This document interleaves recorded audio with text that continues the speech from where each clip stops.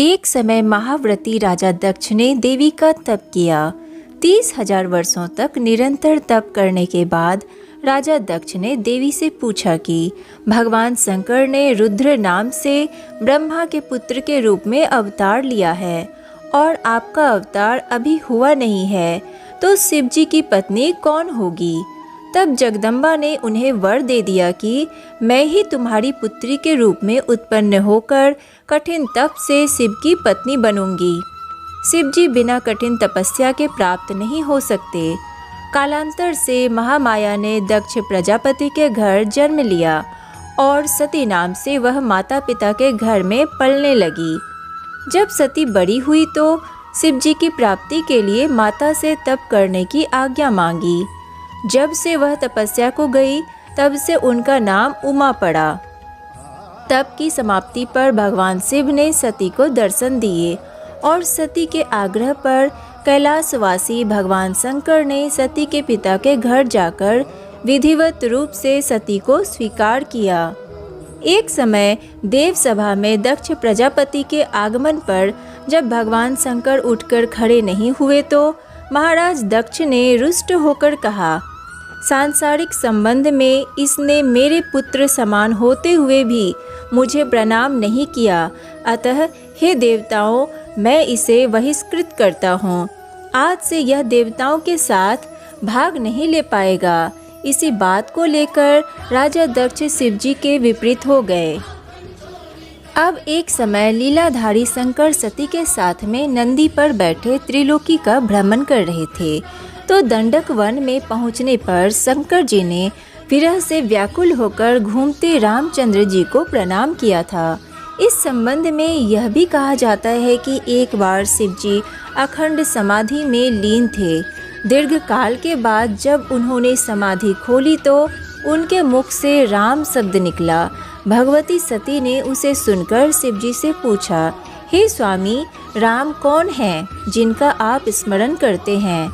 तब शिव जी ने उत्तर दिया, हे प्रिय, राम ही मेरे आराध्य देव हैं। वे साक्षात परम ब्रह्म हैं। वर्तमान में यह मानव शरीर धारण कर उत्पन्न हुए हैं और भूमंडल पर लीला करते विचर रहे हैं। धर्म की स्थापना के लिए ही मेरे प्रभु ने यह अवतार लिया है, अतः मैं उन्हीं का स्मरण कर रहा हूँ।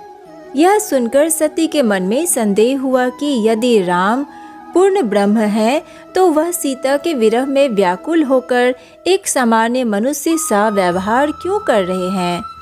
अंतर्यामी भगवान शंकर ने जब यह जाना कि रामचंद्र के पूर्ण ब्रह्म होने के बारे में सती के मन में शंका है तो उन्होंने सती से कहा, हे प्रिय, यदि तुम्हारे मन में किसी प्रकार का संदेह है तो तुम स्वयं अपनी बुद्धि से परीक्षा ले सकती हो। पति से स्वीकृति पाकर सती उस स्थान पर जा पहुंची जहां रामचंद्र जी सीता के विरह में व्याकुल होकर भटक रहे थे। इस समय सती ने सीता जी का रूप धारण कर लिया था और सोचा कि यदि रामचंद्र उन्हें देखकर भ्रमित हो जाएंगे तो स्पष्ट हो जाएगा कि वे पूर्ण ब्रह्म नहीं हैं। परंतु सती ने जो सोचा था उसका उल्टा हुआ।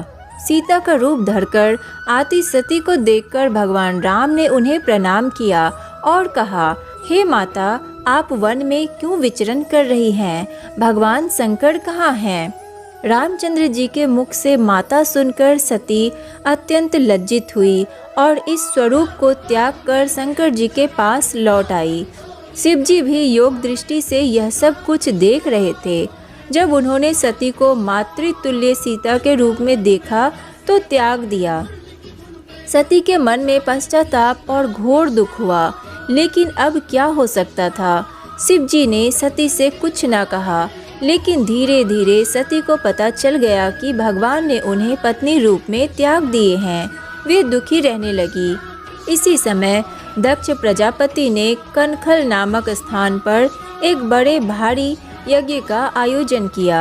यज्ञ में भाग लेने के लिए उन्होंने सभी देवी देवताओं को तो आमंत्रित किया, लेकिन पूर्व द्वेष के कारण शिव और सती को नहीं बुलाया। राजाओं और देवताओं को विमानों में बैठकर के यज्ञ में सम्मिलित होने के लिए जाते देखकर सती ने भी अपने पति से चलने का आग्रह किया। शिव जी ने बिना निमंत्रण के जाना उचित ना समझा। सती ने पुनः आग्रह किया कि पुत्री को पिता और गुरु के घर बिना बुलाए जाने में कोई दोष नहीं। अतः शिव जी ने सती को दक्ष के यहाँ जाने की आज्ञा दे दी, परंतु स्वयं नहीं गए। सती अपने पिता के उत्सव में जाकर सम्मिलित तो हो गई, परंतु वहाँ उसका वैसा आदर नहीं हुआ जैसा कि अन्य निमंत्रित अतिथियों का हो रहा था। भगवान शंकर जी की अर्धांगिनी सती ने अपने पिता के यज्ञ में समस्त देवताओं के साथ पति को ना बुलाए जाने पर घोर अपमान समझा। वे इस निरादर को सहन ना कर सकी। मन ही मन वह अपने पति को पत्नी के रूप में त्यागे जाने से भी दुखी थी। वह यज्ञ के समक्ष खड़े होकर क्रोध में आकर कहने लगी, हे पिता, मैंने तेरे शरीर से जन्म लिया और तूने मेरे पति का अपमान किया है। इस कारण मैं तेरे से उत्पन्न इस शरीर को ना रखूंगी। और यह कहकर तुरंत ही देह त्याग देने का संकल्प कर उसी यज्ञ कुंड में गिरकर अपने प्राणों की आहुति दे दी। सती हवन कुंड में कूद पड़ी। यज्ञ में हाहाकार मच गया। शंकर जी के गणों से सूचना महादेव जी को मिली। परिस्थिति को देखकर महादेव जी को रौद्र रूप धारण करना पड़ा। उन्होंने तुरंत ही अपने गणों को आज्ञा दी कि यज्ञ को तहस नहस कर दो। दक्ष का सिर काट कर उसी हवन कुंड में फेंक दो जहाँ सती का शरीर गिरा है। गणों ने यज्ञ नष्ट भ्रष्ट कर दिया। दक्ष का सिर भी हवन की भेंट कर दिया गया। यह देखकर समस्त देवताओं ने महादेव जी से क्षमा मांगी और उनकी स्तुति की। फलस्वरूप महादेव जी को प्रसन्न कर लिया गया। सबके विचार अनुसार यज्ञ तो पूर्ण होना ही चाहिए था। दक्ष के धड़ के साथ बकरे का सिर जोड़कर उन्हें जीवित किया गया।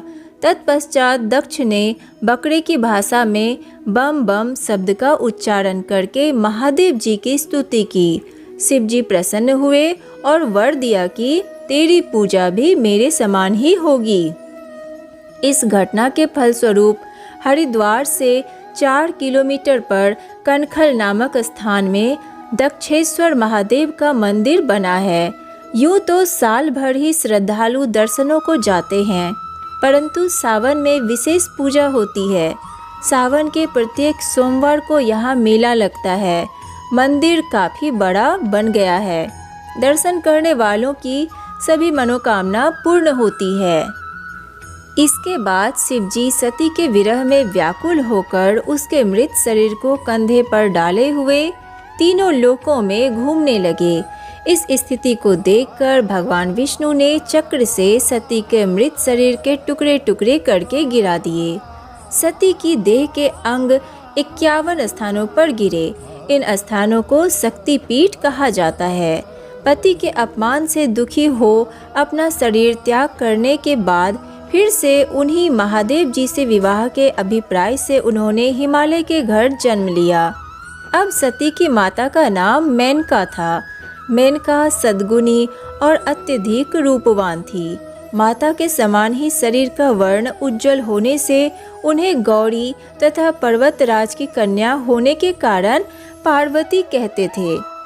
आज भी वह जगत जननी, आदि शक्ति और सर्वव्यापिनी के रूप में भारत में पूजी जाती है। तो आज के लिए बस इतना ही। अगर वीडियो अच्छी लगी हो तो वीडियो को लाइक कीजिए, सनातन रहस्य को सब्सक्राइब कीजिए और ज़्यादा से ज़्यादा शेयर कीजिए।